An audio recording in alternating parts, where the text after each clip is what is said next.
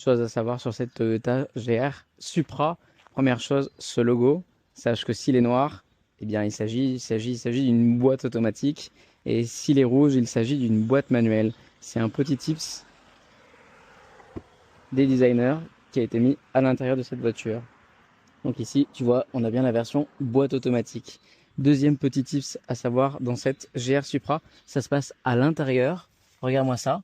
Eh bien oui, il n'y a pas de séparateur de coffre. Alors on va retrouver les caissons par rapport aux enceintes JBL car on en a 12, mais on ne retrouvera pas de séparateur pour le coffre. Et d'ailleurs ce coffre, parlons-en, il n'y a pas de bouton pour l'ouvrir. La seule façon de l'ouvrir, ou plutôt les deux seules façons de l'ouvrir, seront sur la clé, en appuyant longtemps, ou alors en allant juste ici, sur ce petit bouton niché dans la portière. D'ailleurs, parlons de la motorisation pendant une petite seconde. Sache que si tu as la boîte automatique en 3 litres, tu as un 6 cylindres de 340 chevaux et surtout 500 Nm de couple. Rien que ça, pour un 0 à 100, 4 secondes 3.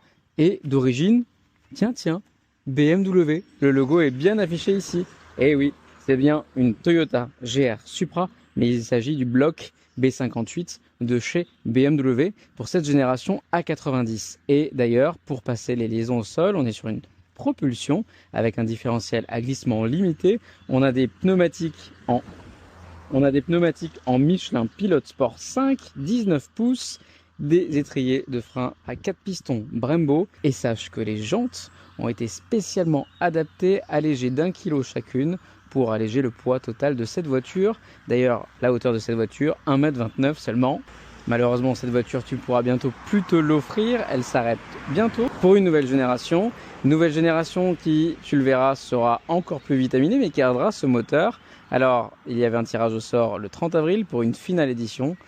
Est-ce que tu l'as remporté? Est-ce que tu as joué? Est-ce que ce sera prochainement ta nouvelle voiture?